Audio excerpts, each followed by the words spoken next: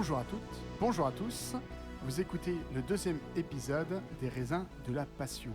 Les Raisins de la Passion, c'est un soapcast enregistré avec une trame écrite au préalable et dont les dialogues sont découverts par les comédiens qui les improviseront ensuite. Alors, autour de la table, ce soir, pour continuer ce deuxième épisode des Raisins de la Passion, j'ai Guillaume. Bonjour Guillaume. Bonsoir. Ça va bien ? Oui, et vous ? Oui, ça va bien, tu peux me tutoyer. Ah, de rien. Todo ben. Alors, écoute Guillaume, qui es-tu ce soir ? Ce soir, je suis... Oh, surprise ! Je suis Jean Diouf de la ville ardoise. Je lis tout ? Vas-y, tu lis tout. Fils aîné de la famille, il porte les stigmates de l'amour de sa mère pour le feuilleton Julie Lescaut. Récemment, son père est mort. C'est une dure nouvelle, à moins que ça ne donne à sa vie le tournant qu'il attendait depuis si longtemps. Il va pouvoir gérer les affaires comme il veut, mais en attendant, il faut trouver qui a bien pu tuer son père. Ce qui est sûr, c'est que ce n'est pas lui. Non. Certainement pas. Non, c'est clair. Ok, merci beaucoup. Après toi, on a Robin. Bonsoir Robin. Bonsoir. Alors, vas-y, lis-nous qui tu es, Robin. Qui je suis ? Je suis toujours l'inspecteur François Bernardin. Alors, c'est ce qu'on appelle dans le métier un vieux de la vieille. Venu informer la famille de la ville ardoise que leur pressoir était en feu, il s'est vite rendu compte que c'était plutôt au manoir que ça chauffait. Un mort ? Enfin, une enquête à sa hauteur. Il était en train d'interroger cette sale petite hippie quand un bruit s'est fait entendre à l'étage du dessus. Un rebondissement qui ne sauvera pas cette fumeuse de marijuana de Marie-Julie. Est-ce que tu peux juste un tout petit peu baisser ton micro, s'il te plaît ? Ou me relevez moi ? Ou comme tu veux, l'un ou l'autre. Je me relève moi. Rapprocher de ta bouche. Je me relève moi. Vas-y, fais ce qui est le plus facile pour toi. C'est bon ? C'est bon. Super. C'est bon pour toi ? Alors, tu peux passer le micro également à Philou, qui va nous lire qui est son personnage, car Philou, tu es la troisième protagoniste de l'histoire. Oui, alors attendez, j'arrive. Bonsoir. Et donc du coup, je suis toujours Marie-Julie de la ville ardoise, fille cadette, elle est le mouton noir de la famille, grande activiste pour la protection des animaux, elle se bat de toute son âme pour sauver les alpages. Non, pardon, excusez-moi, les alpagas et les lions de mer. Du coup, c'est lié, les alpagas. Ouais, c'est alpage, alpaga, ouais, effectivement. Elle avait presque réussi à convaincre son père d'investir dans sa cause, mais soudain, le voilà mort, et son plan tombe à l'eau. Et en plus, il y a ce médecin de famille qui s'intéresse encore de près à elle. Il a des pratiques étranges et ne cesse de lui parler de crustacés. Alors qu'elle aime les lions de mer. C'est un petit peu bizarre. C'est relou. Pendant son interrogatoire... je suis trop petite pour le micro. Titre. Ouais. C'est pas dans Julie Lescaut que tu jouais, c'est dans une autre série de TF1. Tout à fait. Pendant son interrogatoire par l'inspecteur Bernardin, ils ont été interrompus par un bruit à l'étage supérieur. Ouf, une diversion. Mais si elle n'a rien à se reprocher, car ce qui est sûr, c'est que ce n'est pas elle qui l'a tué. 3 petits points de suspension. C'est personne qui l'a tué. On ne sait pas. Ok. Après toi, on a Sarah. Salut Sarah. Salut. Alors. J'arrive aussi. Ok, bon, c'est le caca. Elle a cassé le plateau. Attends, on va refaire. Ça y est. Je couperai ce passage. Alors bonsoir, je suis... Alors, attends. Le micro est simple. Vous savez tout casser. Remboîte bien le micro. Vas-y, reviens. Mais non, mais remboîte-le. Ça me rappelle ma soirée de samedi. Sale. Vas-y, retourne-le vers toi, Robin, comme ça tu l'as directement prêt après. Tu veux pas ? Oui. Mets-le bien à fond. À fond comment ? Tire un peu dessus.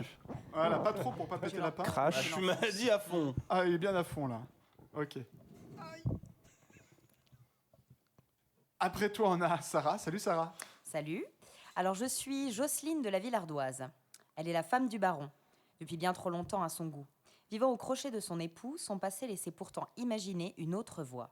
Connue sous le nom de la Furie de Savoie, elle était une des figures les plus célèbres des combats de catch dans son club de Saint-Baldoff. Elle est celle qui dicte quoi faire à tout le monde dans le manoir, telle une marionnettiste tirant les ficelles dans l'ombre. Elle se pense au-dessus des autres et traite tout le monde avec dédain. Ça me va bien. Elle n'a d'amour que pour deux choses, les costumes à paillettes et la série Julie Lescaut. Surtout de l'acteur Mousse Diouf. Coquine. On se demande du coup ce qui a pu bien donner ce prénom de Jean Diouf. On ne sait pas. Merci beaucoup, Sarah. Après toi, on a Thomas. Bonsoir, Thomas. Bonsoir. Vas-y, lis-nous ton personnage. Alors moi, je suis Maurice Roubignard.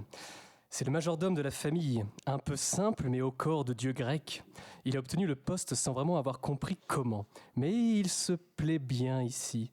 Une cuisine qu'il aime sans gluten et soigner les chevaux du maître. Oui, on y reviendra. Voici ce qui le porte. La mort du baron, tout tourne boulet, mais les émotions se chamboulent dans sa tête et dans son cœur. Marie-Julie est si chaude et sauvage. Pas inquiet, par la présence du commissaire, il attend de pouvoir rentrer chez lui, car ce qui est sûr, c'est que ce n'est pas lui qui l'a fait tuer. Et non, on ne sait pas. Nanana. Merci beaucoup. Et après toi, on a Vinvin. Bonsoir, Vinvin. Salut! Oh Bonsoir public. Bonsoir, comment ça va? Je suis vachement tendu, c'est ma première. Ah ben oui, je sais, bienvenue. Ouais, d'ailleurs, C'était la première de Sarah aussi. J'ai hein. croisé mes jambes sous la table, ça c'est que C'est je suis tendu. C'est bon signe. Voilà, Ok, donc, découvrons qui tu es. découvrons-le ensemble. Je retourne le papier qui est à l'envers d'ailleurs. Alors je suis le cambrioleur, Lulu la cambriole. La cabriole. Excuse-moi, c'est exactement ce que j'allais dire. Lulu la cabriole, donc cambrioleur hors pair, c'est ce qu'essaie de faire croire, en tout cas Lucien, dit Lulu. On pourrait dire de lui qu'il a tendance à enjoliver la réalité, voire même à être carrément mythomane sur les bords. Ces quelques années de prison lui valurent des histoires abracadabrantesques que j'ai lues en une fois, du premier coup. Parfait. Ouais, sur lesquelles il aime revenir. Alors, quand on connaît le personnage, le voile de la vérité est une petite chimère qui n'est pas difficile de percer. Alors, je vais commencer avec un petit résumé de l'épisode précédent. Au cœur du vignoble bourguignon se niche le manoir de la famille de la Villardoise. Riche, puissante et divisée, toute oppose ses membres. Après un énième repas sous les cris, le baron Bernard de la Villardoise est retrouvé, agonisant, puis mort, dans ses appartements. Après avoir analysé le corps façon Finistère, le docteur Thierry Le Goélec affirme que le baron a été empoisonné. Venu un peu plus tôt dans la soirée pour informer la famille d'un incident ravageant le pressoir, l'inspecteur Bernardin se retrouve au milieu d'une scène de crime. Comme dans Les Experts, enfin, une vraie enquête. Une dernière chance pour lui avant le placard. Il est prêt à tout afin de découvrir qui de Jean Diouf, Marie-Julie, Jocelyne ou bien Maurice a fait le coup. Après avoir commencé l'interrogatoire de Marie-Julie, un bruit s'est fait entendre à l'étage du dessus. Pourtant, tout le monde est réuni dans la même pièce. Alors, qui peut bien se cacher là-haut? Vous êtes prêts? En plein interrogatoire, l'inspecteur envoie vérifier qui se retrouve à l'étage. Jean Diouf part en exploration. J'ai peur, mais je vais y aller. Faut que je me rassure. Je vais chanter une chanson pour me rassurer. J'ai dans le cœur un grand ami secret, un grand bonheur, c'est mon petit poney. C'est quoi, ça sent bizarre?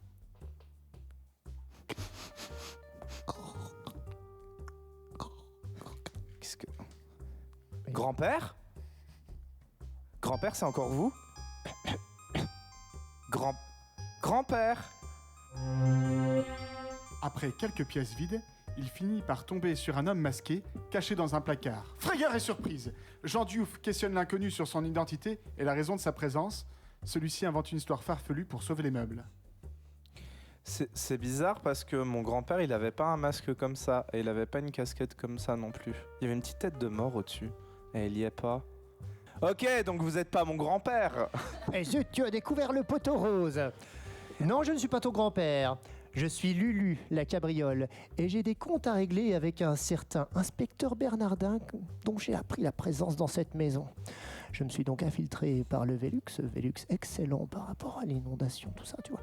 Le Velux est formidable parce qu'en plus il empêche l'humidité de pénétrer, mais par contre permet de faire rentrer le soleil. Bref, je suis rentré par là, j'ai des actions chez Velux.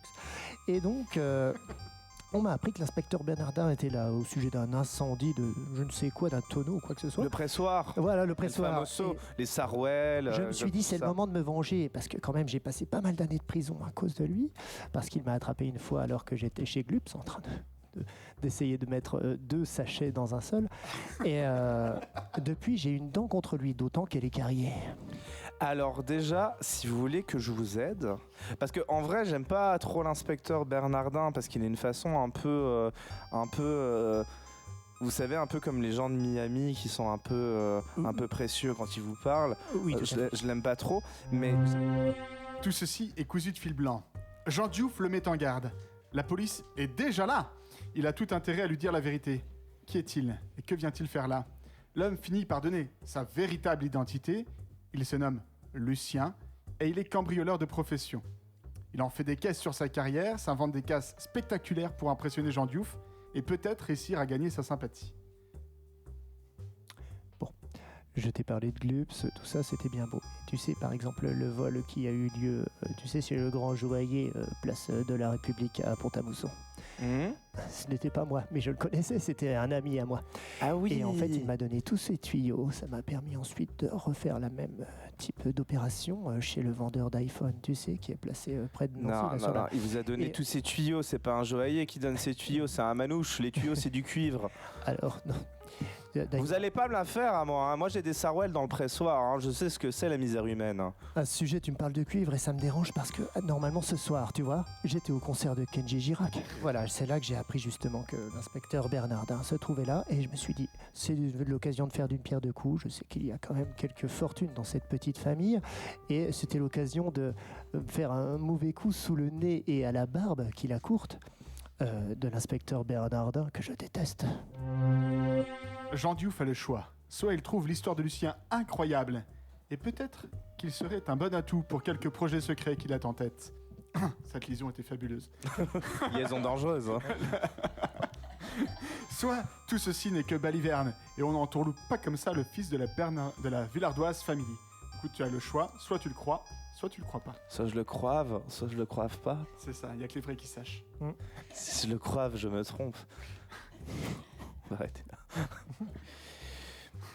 Alors, est-ce que vous pouvez me résumer un peu comment vous comptez faire ça vis-à-vis de l'inspecteur Bernardin?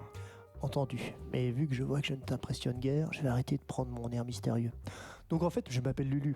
Et donc j'ai passé pas mal d'années de tôle à cause de Bernardin. Et puis voilà, là j'ai donc appris que ce soir il était là. J'aimerais bien quand même le vexer un bon coup en réalisant un beau petit casse chez vous. Je sais aussi que tu as peut-être des aspirations à récupérer un peu d'argent de cette famille. Et Bah, dis donc, c'est pas vrai. nous pourrions faire Pas du moitié-moitié, discrètement. Je m'occupe... 75-25.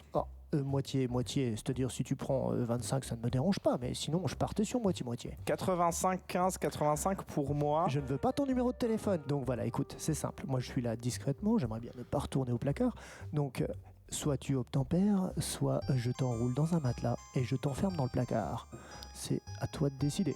Soit tu obtempères et tu as 15% de la fortune de la Villardoise, soit je crie Inspecteur Bernardin, venez, et je pourrais même mimer le début de la chanson des Who parce Non, qu'il ne adore fais pas les ça. experts Non, Miami. Ne fais pas ça. Et je pourrais le faire. Bon, je suis d'accord pour prendre que 15%. D'accord. Mais tu vas devoir, pour ce faire, me fournir le code secret du coffre-fort. Et donc, j'ai besoin de ce code secret. Ce code secret, il se trouve exactement sous la tirelire Picsou de ton grand-père qui est mort. Sauf que dans la chambre de ton grand-père mort se trouve l'inspecteur Bernardin, que je déteste. Et donc, il faudrait pas- pour ça que C'est pas tu... son grand-père, Ah, c'est son père. c'est exactement ce que j'allais te dire. Et Mon donc, grand-père aussi est mort. Hein. ton grand-père, on ne sait pas s'il est mort. Moi, je C'est l'ai- vrai, je le l'ai Guatemala, croisé. tout ça. Cet électricien, je l'ai croisé. Mon compteur Linky, d'ailleurs, déconne toujours à côté de lui. Mais Le ça, c'est compteur un Linky. autre sujet. J'aimerais vraiment que tu récupères ce code. Il est à 4 chiffres. Et là-dessous, tu me trouves le code. J'ouvre le coffre-fort. Je trouve les bons au trésor qui datent d'environ 1918. Et avec ça, mon petit gars, on peut s'offrir un voyage à Miami. Et puisqu'on est assez vicieux tous les deux, imagine tout de suite le titre de notre voyage. Ami ou ami? À Miami Vice. Vous aimez les chevaux? Tout à fait. J'aime beaucoup les chevaux, mais j'ai jamais vu leur tête. Ok, je crois que on est pas mal. Ça glisse. Fin de la première scène. Bien joué, bravo. Youpi. Ah, c'était pas mal, hein. Moi, j'ai barri. C'est très vicieux. C'est bien, mais ça fait peur. C'est bien, mais ça fait peur, c'est vrai. est excellemment bien sorti. Ouais, mais on oublie tout ce qu'on dit dans la seconde d'avant qu'on l'a dit. Oui, j'imagine. Mais c'était bien, c'était parfait. Alors, c'est le début de la scène 2. Dans la bibliothèque, la cheminée éclaire de sa belle lueur la pièce entière. Jean Diouf, parti voir ce qu'il se passait à l'étage, Marie-Julie, en proie avec l'inspecteur, et le bon docteur, toujours auprès du corps, analysant la dépouille du baron, Jocelyne et Maurice sont seuls dans cette grande pièce. Elle commence par l'interroger, l'air de rien. Maurice répond constamment un truc qui n'a rien à voir. Mais Jocelyne ne perd pas le cours de ses pensées et elle essaye de faire parler Maurice, qui clairement est à côté de la plaque.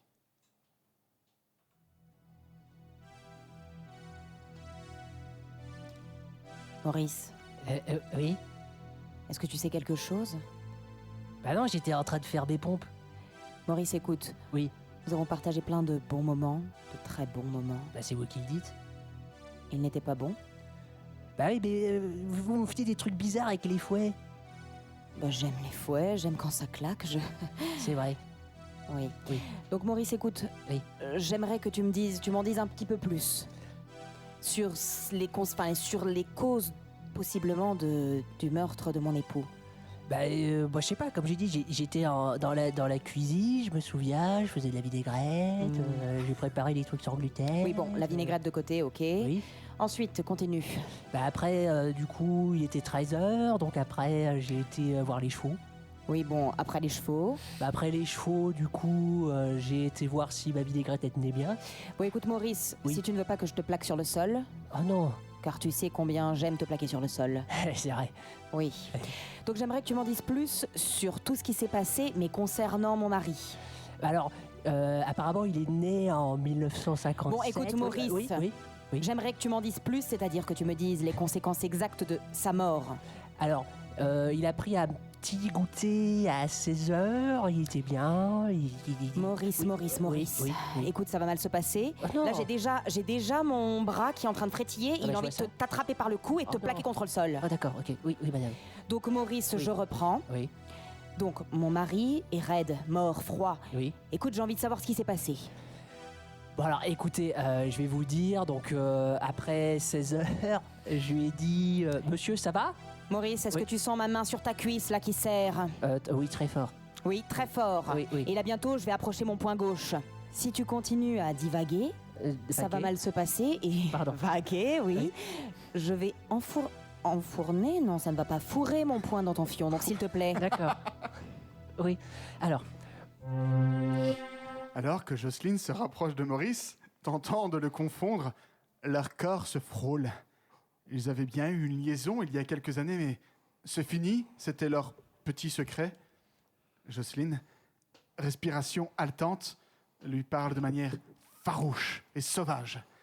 Elle continue de lui asséner quelques pics et de lui parler de protéines végétales.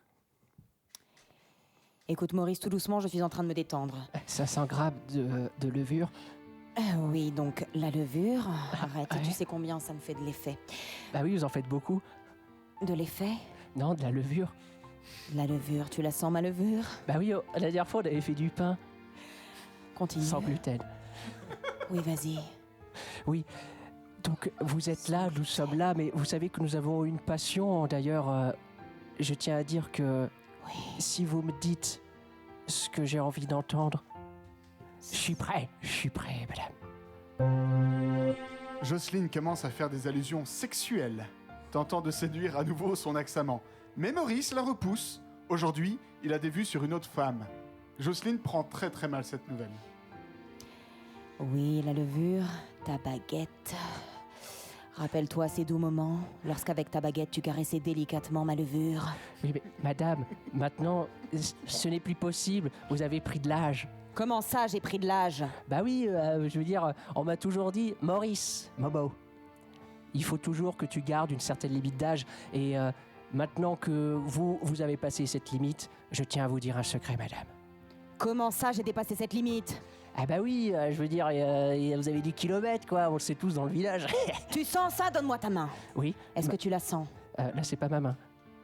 Oups. Elle n'est pas fripée. Ah bah non, vous savez très bien que je suis toujours en forme. Je parlais de ma petite cage à oiseaux. Ah, les perroquets? Non. Ah pardon, rien. Oui. Je parlais de ma petite cage à oiseaux entre mes délicates cuisses. Mais madame, Fermes, Oui. car elles sont jeunes Oui. et que je les entretiens. Non madame, ce n'est plus possible, écoutez, il faut que je vous dise, je suis maintenant l'amant de Qui est-elle? votre fille. Ma fille? Tu lui dis pas qui c'est, tu lui dis juste que tu as des vues sur une autre femme. Ah très bien. Madame, j'ai des vues sur une autre femme. Sur une autre femme? Ah oui, et comme on le sait tous, nous ne sommes pas beaucoup chez les Villardoises. Donc malheureusement, ce n'est point à vous. Sur une autre femme? Ah ben bien sûr. Qui est cette femme? Alors, Jocelyne, suite au refus de Maurice, sort de la bibliothèque en le menaçant. Elle va chercher l'inspecteur pour tout lui dire sur le passé de Maurice. Elle est sûre que ça intéressera grandement François Bernardin. Je te préviens, Maurice. Oui. Momo. oui. Là, mon bras entoure ta nuque. Je suis en train de la serrer très fort, tu entends? Oui. Je vais tout dire à l'inspecteur Bernardin. Sur quoi? Tout dire sur toi. Que j'aime les chocolats? Non, sur ton mystérieux passé. Que j'ai des gros pectoraux? Non, pas du tout, Momo. Que Tu sais très bien ce que je veux dire, et je ne parle pas de ta baguette. Non! Si. Vous ne pouvez pas, madame, s'il vous plaît. Tais-toi. J'ai tout donné à votre famille. Tu n'as rien donné. Tu as donné ta petite baguette, c'est tout. Ah bah c'est déjà bien, elle est sans gluten.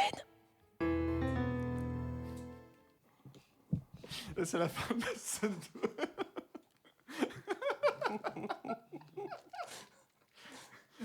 J'aime que le sans gluten est pris. Alors,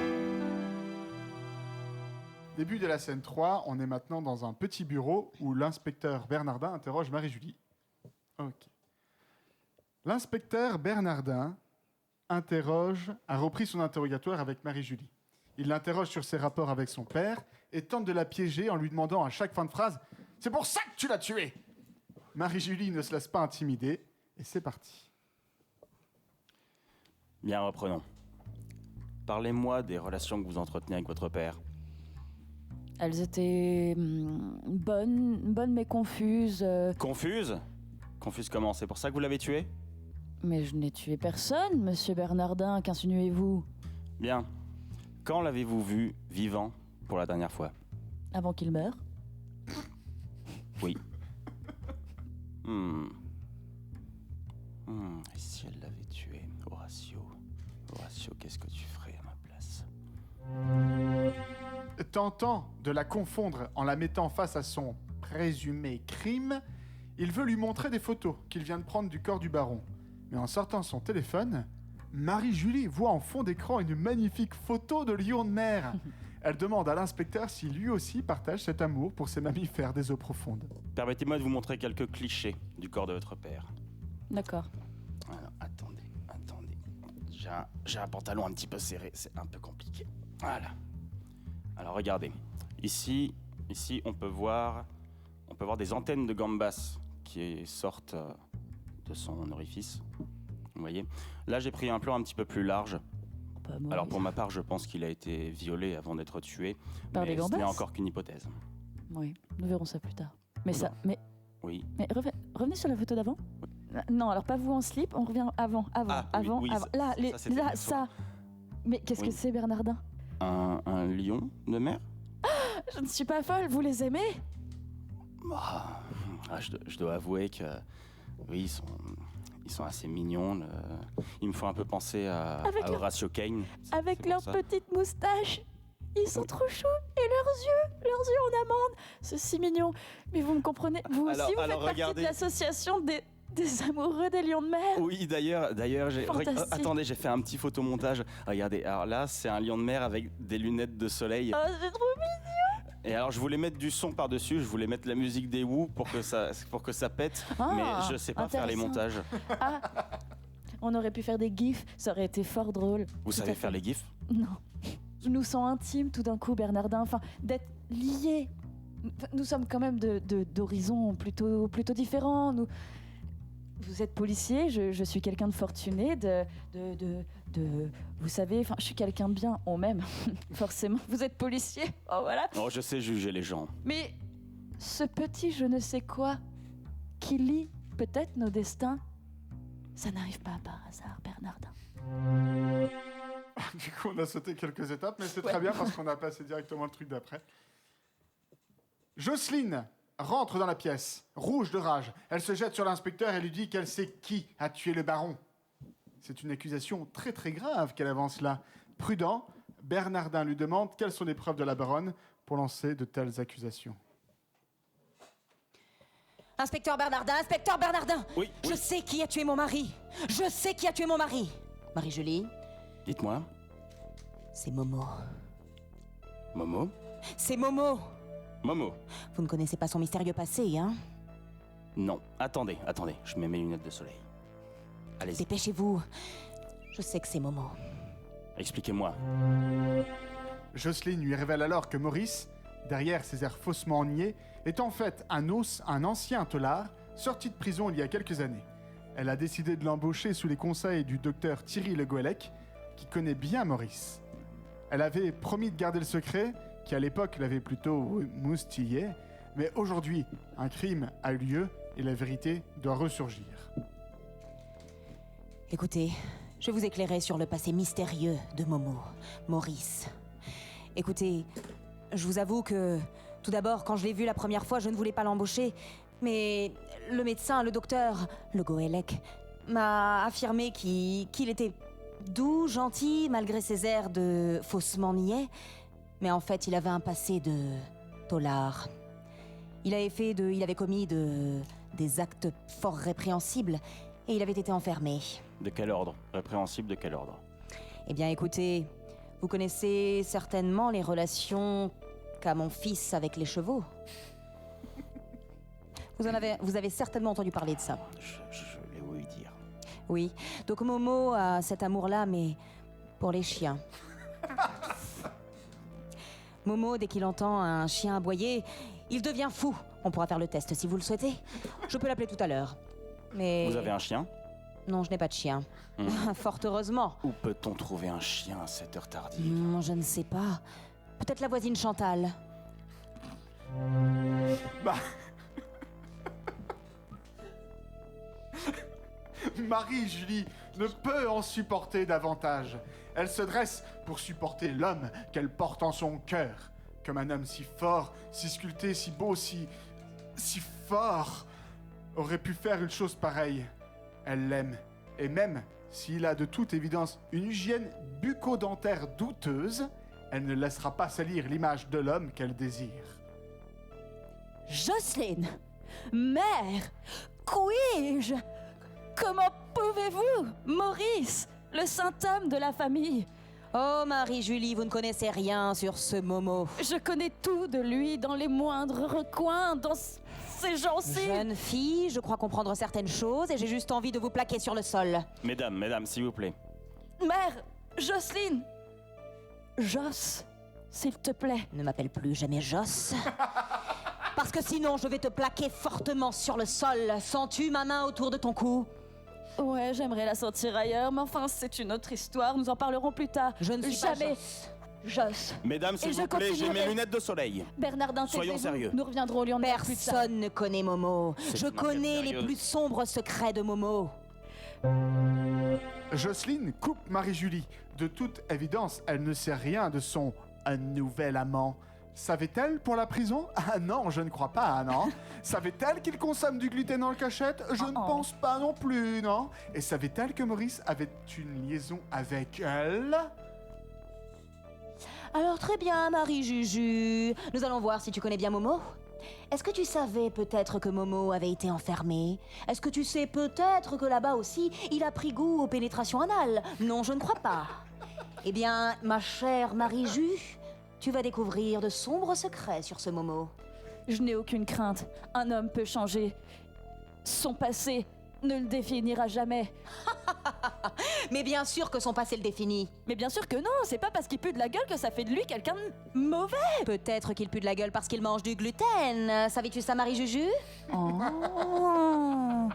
Tête banque oui, tête banque non. Eh ben, je crois bien que non. Oui, bah c'est bon, Joss, ok? J'ai compris que tu l'aimais avec tes vieilles escalopes. Non, mais tu crois que c'est quoi, la Mes cage aux vieilles oiseaux? escalopes, il les aime, mes vieilles escalopes. Bernardin, vous savez ce qui puait tout à l'heure, les grandes marées? Bah c'était la chatte à ma mère. Ah ah, une chatte qui pue n'est pas sale. Dans le coin de la pièce, l'inspecteur Bernardin ne perd pas une miette de cette scène. Il est quand même un peu triste. Il venait de trouver quelqu'un qui partageait son amour des lions de mer. Peut-être même aimait-elle les lamentins? Il ne le saura jamais. Sauf s'il arrive à relier ce fameux Maurice au crime. Il aura tout gagné. Gloire et fame. Ah, c'est dommage, j'aimais bien parler de lions de mer quand même. Elles sont un petit peu marrantes là, les deux là. Je me demande si elles vont se foutre sur la gueule. Bon, alors, bon, non, c'est vrai que j'ai une enquête sur les bras, moi. Bon, alors, on a un Maurice qui a fait de la prison. On a un fils qui s'accouple avec les chevaux. On a une fille qui aime les lions de mer. Bon, ça, voilà, elle a du goût, on a une mère un petit peu violente. Bien, il faudrait vraiment que je puisse trouver un mur, accrocher des bouts de ficelle. Ouais, des bouts de ficelle et puis des punaises, ça serait super stylé. Il faudrait que je les prenne en photo discrètement pour pouvoir mener mon enquête. Alors, on va essayer de prendre en photo. Merde, j'ai laissé le son. Bon, c'est bon, elle s'engueule. Allez, alors, on commence. Tac. Alors, du ruban. Voilà. Alors. Prison, lion de mer. Est-ce qu'il y a un lien entre ces deux-là? Bon, dans le doute, je vais mettre un ruban, on sait jamais. Tout commence à s'éclaircir. Et c'est la fin de la scène 3.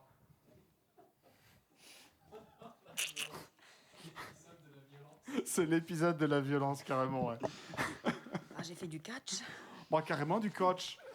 Alors, dans celui d'après, on a Bernardin, beaucoup. Je crois que c'est quasiment que du monologue, Bernardin, pour l'épisode d'après. Donc, j'espère que t'es bien chaud patate. Est-ce que t'es bien chaud patate? Allons-y. Allez, c'est parti. Hop. On est donc dans la chambre du baron. L'inspecteur s'est éclipsé du bureau où Jocelyne et Marie-Julie se battent au sujet de Maurice, pour aller rejoindre le docteur Thierry Le Goélec, toujours auprès du corps du baron. Il entre dans la chambre, mais le médecin n'est plus là. C'est très étrange, car il n'y a qu'une porte et la fenêtre est toujours fermée de l'intérieur. Il doit y avoir un second passage. Bernardin se lance donc à sa recherche. Docteur. Mais où est-il? Est-ce qu'il se serait éclipsé? Non, impossible. La fenêtre est toujours fermée. Sous le lit. Personne sous le lit. Merde. C'est con, j'aurais bien aimé continuer à sculpter le corps avec lui. C'est vrai que cette histoire de gambas qui dépasse de l'orifice anal, ça m'intriguait énormément.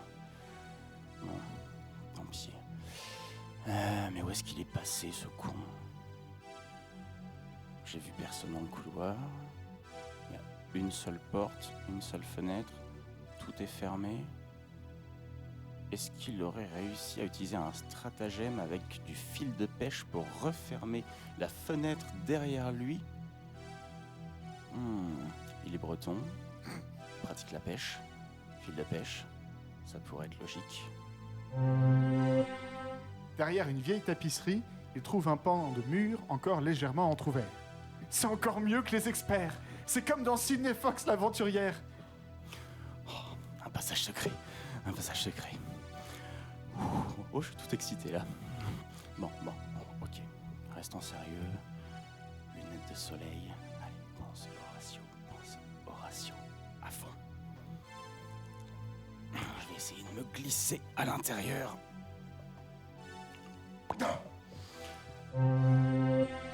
L'inspecteur Bernardin a le choix. Soit il descend pour aller voir ce qu'il se passe en bas et où est passé ce bon docteur, soit il décide de mettre son portable à recharger pour vérifier ce qu'aurait fait Sidney Fox. Bon, il faut que je retourne faire des interrogatoires et il faut que je découvre subtilement si quelqu'un connaît l'existence de ce passage secret. Mais en attendant, je vais mettre mon téléphone en charge, on ne sait jamais. Après avoir rallumé son téléphone, l'inspecteur visionne un épisode de Sidney Fox l'aventurière. C'est l'épisode 2 de la saison 1, les sous-sols du crime. C'est l'épisode idéal. Visiblement, Sidney s'engage vers l'inconnu. Pardon. Bernardin se saisit alors d'un chandelier, sort son arme et prend cet escalier qui descend dans le noir. Heureusement que j'ai toujours mon petit zippo sur moi.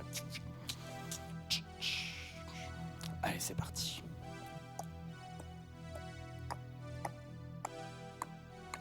On n'y voit rien là-dedans. Une porte.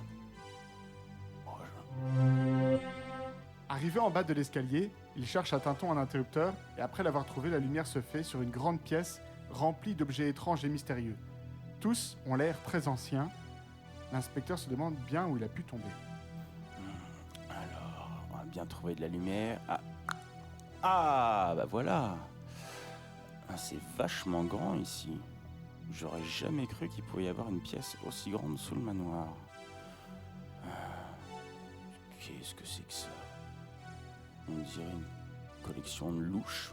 Bon, d'accord. Très bien. Tiens, un étrange symbole, on dirait l'éclair d'ACDC. Mais il y en a deux côte à côte sur un uniforme. Ah, Jean Diouf m'avait parlé du passé électricien de son grand-père. Est-ce que j'aurais donc trouvé l'atelier du grand-père? Intéressant. Très... Visiblement, il s'agit d'une collection d'objets mystiques. Certainement du recel d'antiquités volées, sur un petit présentoir, bien mis en valeur, et avec un joli éclairage, se dresse une enveloppe. De toute évidence, il ne s'agit pas de l'objet qui se trouvait là à l'origine. Alors, qu'est-ce que c'est que ça? Ah, une enveloppe. Mais j'ai l'impression qu'il y avait autre chose avant. J'ai même envie de dire, il y avait un bibelot là. Il y avait un bibelot. Ça se voit la poussière autour. Ah, t'es trop fort. T'es trop fort, François. Eh bah, allez, on va l'ouvrir. Hein. Je vais choper une de ces louches. Hein. Ça fera un très bon coup de papier.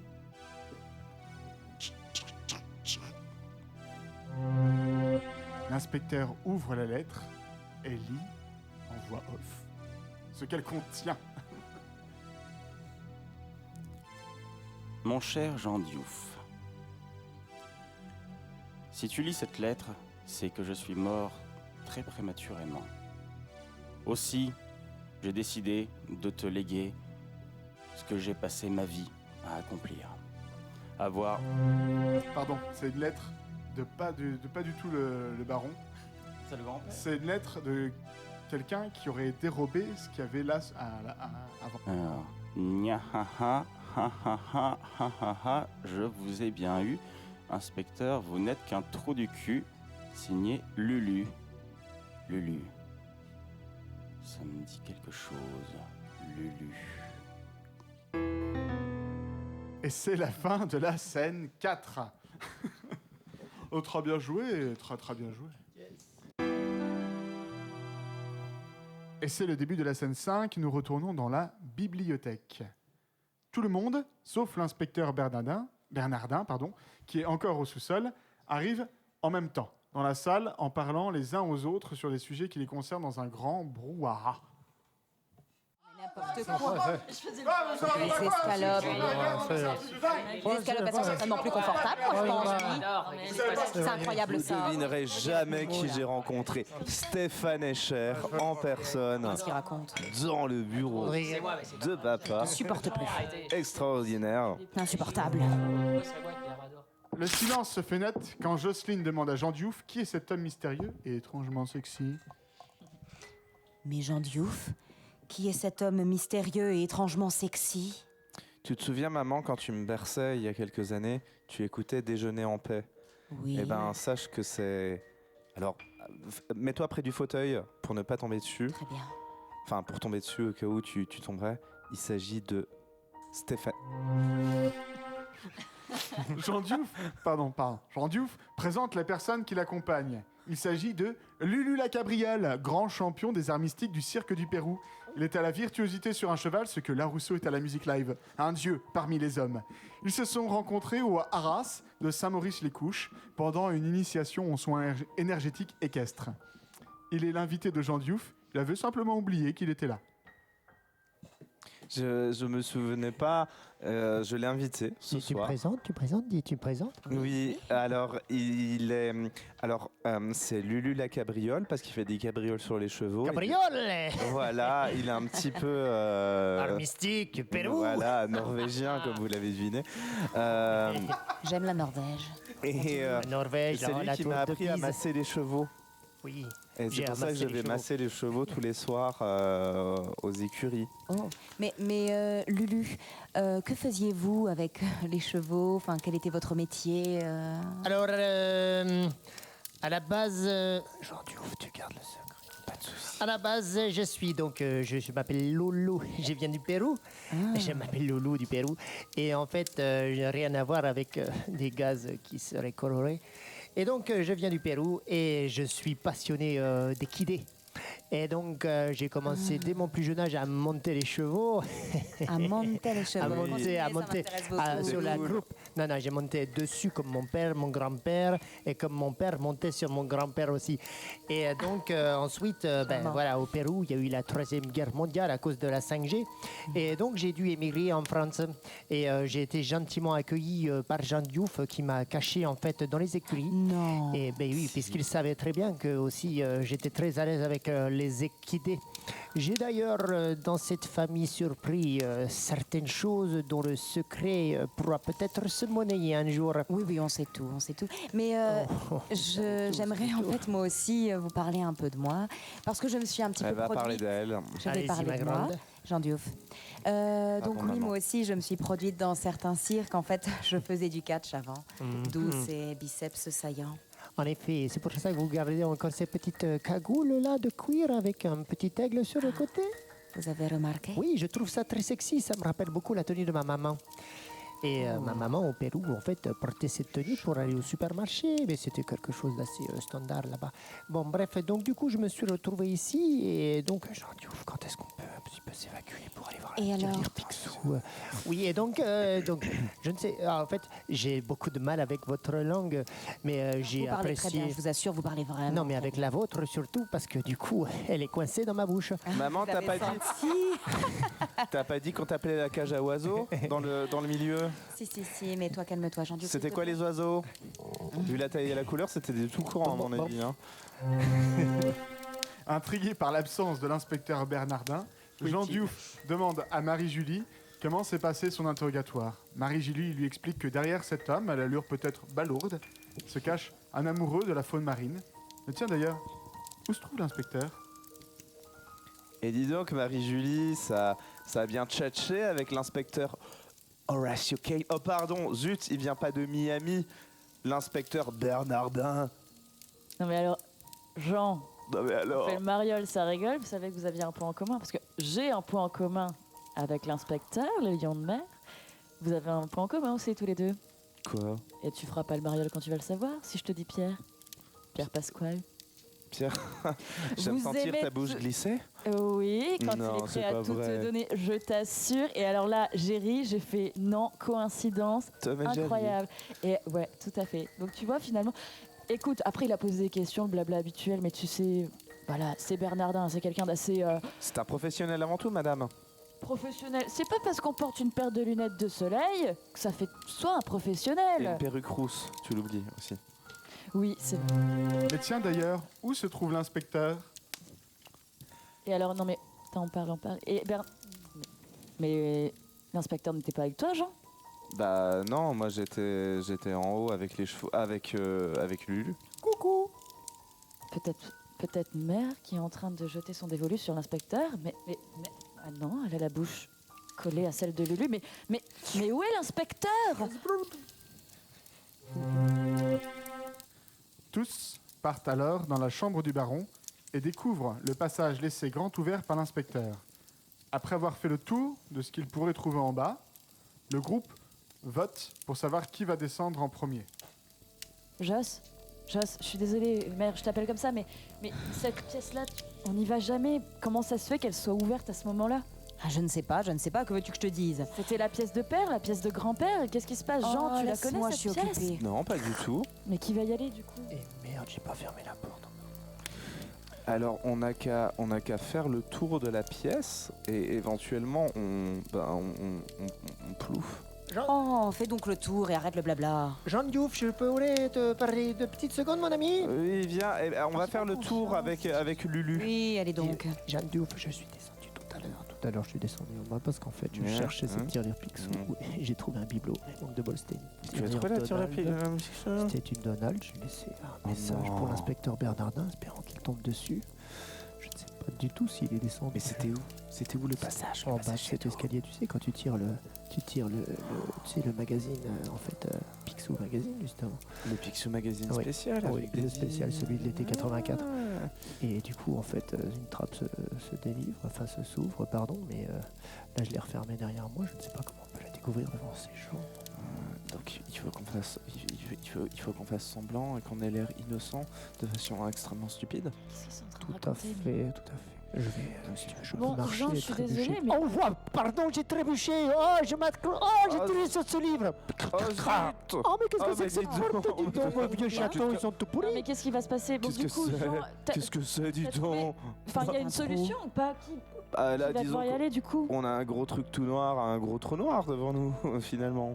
Un gros truc tout noir. Vas-y donc, Jean Diouf. Ah non, moi je trouve que les trous noirs c'est troublant, donc je n'y vais pas.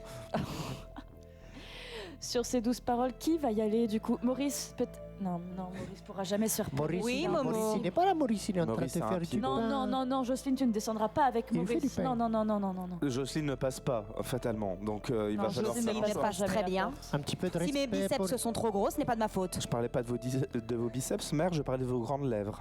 Et je les connais Les bien. grandes je lèvres les ai t'ont déjà touillées accueilli, avec mon mes petit lèvres. enfant. Ah oui, je les connais bien. Bon, stop! Elles sont très bien. Stop, ces on grandes arrête, on arrête Si, tout ça et il va falloir trouver une solution. On a un mort sur les bras, d'accord? On ne trouve pas Bernardin. Le groupe vote pour savoir qui va descendre en premier. Il faut que le groupe vote. Qui fait Vera, qui fait Samy, qui fait Scooby-Doo. Où, Samy? Excusez-moi, j'étais en train de terminer la vinaigrette. Écoutez, Il vit vraiment sa vinaigrette. mais bien sûr, alors, Tiens. Attention à Scooby, Momo est là. je suis le majordome, je suis prêt à me dévouer pour descendre dans ce trou noir. Ah, il Alors, pue de la gueule. Évidemment. Ce serait peut-être une bonne idée que tu descendes avec Jocelyne. Je crois qu'elle apprécie les majordomes. Et vous êtes qui, monsieur? T'es peur. C'est pas grave, je faisais une petite boutade. C'est Une Loulou. boutade de m'appelle- pigeon, bien Je m'appelle Lulu. Et en fait, je suis... on n'a pas été présenté. Je suis entré par le Velux au 3e. Ah, vous êtes les fameux gens au Le Sarwell. groupe vote pour savoir qui va descendre en premier. Oui. Trêve de plaisanterie. Lulu, vous vous taisez. Nous ne vous connaissons pas. Jean, Entendu. sois sérieux 5 minutes. Jocelyne, tu la fermes ta grande bouche. Tu vas la Maurice, fermer toi, j'ai envie de te dire. Tu fermes ta bouche parce que ça pue, ok? C'est pas sa bouche. Bon, votons. Allez, Votons. Bon, je entends-nous. décide qu'on vote. Mère, décidez. Je décide qu'on vote. Faites le catch malin. Je décide qu'on vote. Paf, plaquage. Oh. Je dirais que c'est Marie-Julie qui descend. Marie-Julie, fonce. Allez, ma grande, Marie-Juju, allez. Bon, eh ben j'y vais puisque de toute façon j'étais la fierté de père. Il y Alors aura je vais y peut-être aller pour lui. des lions de mer. Marie-Julie est désignée pour descendre. Arrivée en bas, elle découvre l'inspecteur Bernardin au sol inconscient. Elle se précipite pour voir s'il va bien. Bernardin Bernardin Faites quelque chose, dites-moi quelque chose, Bernardin. Articulé, je n'entends pas. Qu'est-ce que vous pointez du doigt, Bernardin? Tout va bien? Bernardin, vous bougez, vous respirez, tout va bien. D'accord. Bon, revenons à nos moutons. nos lions de mer. Je sais que ça va vous faire sourire intérieurement, mais ça, il se passe quelque chose de bizarre. Ça sent l'eau de mer, les crustacés. On y revient à chaque fois, mais que se passe-t-il? Réveillez-vous, Bernardin, réveillez-vous. Vous avez une enquête à élucider, vous savez, vous êtes le meilleur. Jean! Jas! Maurice! Non, toi, Lulu, tu dégages. Et Maurice, descends pas, ça pue déjà, c'est comme ça. Mère, frère, descendez, s'il vous plaît, s'il vous plaît, s'il vous plaît. Il se passe trop de choses bizarres dans cette maison. Qu'y a-t-il? Mais venez, mettez la cagoule de catch. Nous sommes sur un gros coup, mère. Pourquoi j'ai un masque de cheval? C'est vous qui me l'avez filé? Mais que se passe-t-il? Mets tes cuissards de Jean. Oui, C'est un gros coup. je les avais déjà sous mon pantalon. Oh, j'ai mis mon corset en cuir, je me sens toute chose. Et de voir ce cadavre-là, plaqué au sol. Mais... soyons unis, nous avons déjà perdu père. Nous ne pouvons pas avoir le meurtre d'un policier sur la conscience. Et pourtant, j'ai un coq ring.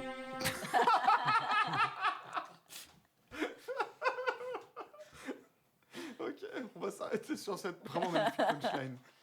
Très très bien. Et ben voilà, c'est la fin de la scène 5 et la fin de l'épisode. Eh ben bonsoir. Ça vous a plu? Ouais, c'était rigolo. C'était de la dynamique. violence ultime. Un peu de la violence ultime. Eh ben écoutez, merci beaucoup d'avoir participé à cet épisode 2. Épisode 2, je ne l'ai pas précisé au début, mais on lui avait trouvé un super nom. Ça s'appelle Lion de mer et Galipette. Voilà. On a respecté le cahier des charges. Et on a respecté le cahier des charges carrément. Eh bien écoutez, merci beaucoup d'avoir suivi du coup cet épisode 2, Lion de mer et Galipette, de Les raisins de la passion, un subcast que vous pouvez retrouver tous les 15 jours sur YouTube et bientôt d'autres nouvelles plateformes. En attendant, portez-vous bien. Et puis des gros bisous. Allez, gros bisous, ouais. Allez, gros bisous. Allez, bisous. Chopido. C'est Gilbert Bécaud. Si vous avez aimé Les raisins de la passion, je vous invite à mettre un petit pouce sous la vidéo ainsi qu'à la partager avec tous vos amis. À très bientôt. Merci.